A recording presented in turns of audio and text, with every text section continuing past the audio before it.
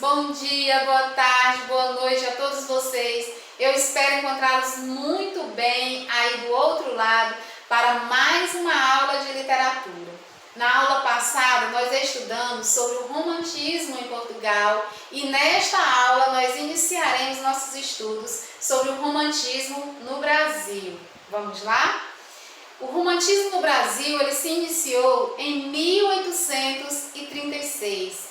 Professora, mas o que estava acontecendo no Brasil ou quais foram os fatos históricos mais importantes que aconteceram, que culminaram aí, que coincidiram com o surgimento do romantismo no Brasil? Eu vou citar apenas dois, que foram os mais importantes. O primeiro aconteceu em 1808, né, a chegada da família real portuguesa ao Brasil, isso foi muito importante. E em 1822, a independência do Brasil.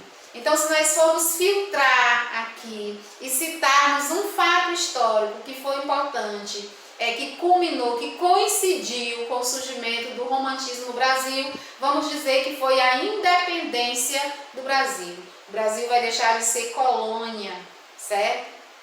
Colônia de Portugal, e passa a ser independente. Qual foi o marco inicial? Qual foi a primeira obra publicada do romantismo no Brasil?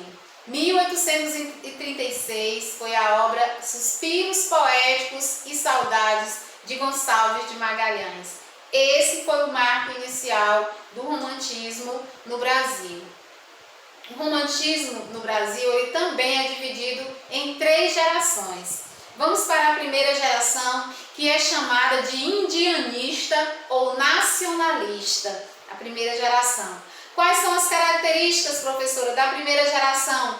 Pátria, a pátria é exaltada. A natureza ela é exuberante. Nas obras da natureza ela vai ser retratada dessa forma, de forma exuberante. A exaltação do ideal nacional, o amor idealizado e o índio é o herói. Então, nessa primeira geração, essas são as principais características. Quem são os principais autores dessa geração?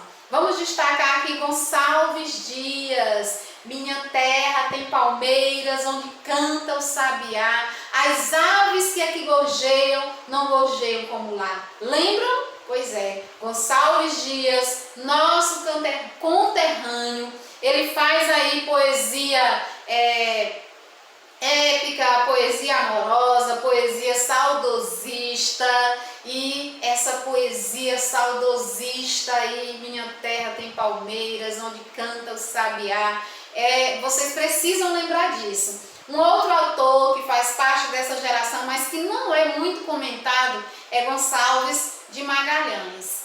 Vamos para a segunda geração romântica brasileira. Ela é chamada de mal do século, ou byroniana, ou ultrarromântica. Lembram por que ela é chamada de byroniana? Lord Byron, o inglês, né, que teve a influenciou aí com seus poemas amorosos, com seus poemas pessimistas, com seus poemas que retratavam angústias, que retratavam melancolia.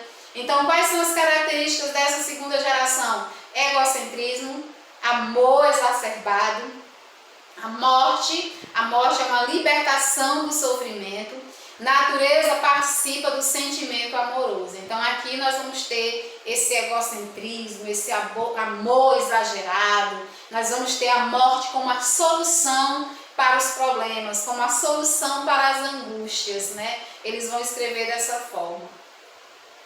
Quem foram os principais representantes dessa geração, professora? Álvares de Azevedo é o principal nome. Ele vai escrever poesia. Na sua poesia nós vamos encontrar ironia, escravidão, morte, amor, sofrimento, dor. Ele vai escrever drama, teatro, né? O Macário. Existe aí uma conversa entre um jovem e o diabo. Então a gente vai encontrar isso no teatro de Álvares de Azevedo. E ele escreve contos, né? Noite na Taverna é o seu principal conto, e nós vamos ter nesse conto aí, Sexto, fantasia, satanismo, necrofilia, canibalismo. Então são obras muito pesadas, na verdade, são obras com temas muito pesados, que vão retratar aí a questão da morte de forma muito forte. Essa é a segunda geração romântica brasileira. Nessa segunda geração também nós encontramos Casimiro de Abreu, com saudosismo, sonoridade, ritmo musical, amor juvenil e puro. Nós temos também Fagundes Varela, que vai retratar aí o sofrimento, a dor. E nós vamos ter também Junqueira Freire, que vai retratar celibato, vida de pecados, desilusão amorosa, dom para a religião. Tudo isso a gente vai ter nessa segunda geração romântica brasileira. E a terceira geração é chamada de condoreira ou geração social.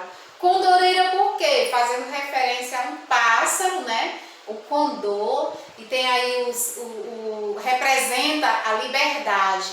E o principal poeta dessa geração é Castro Alves, que é chamado de o poeta dos escravos. A poesia épica vai tratar aí os horrores da escravidão, e a poesia lírica vai retratar um amor sensual, onde a mulher ela participa do sentimento amoroso. Nesta aula, nós retratamos aí o romantismo no Brasil, apenas a poesia. Aguardem a próxima aula para nós falarmos sobre a prosa romântica brasileira. Até a próxima aula. Tchau!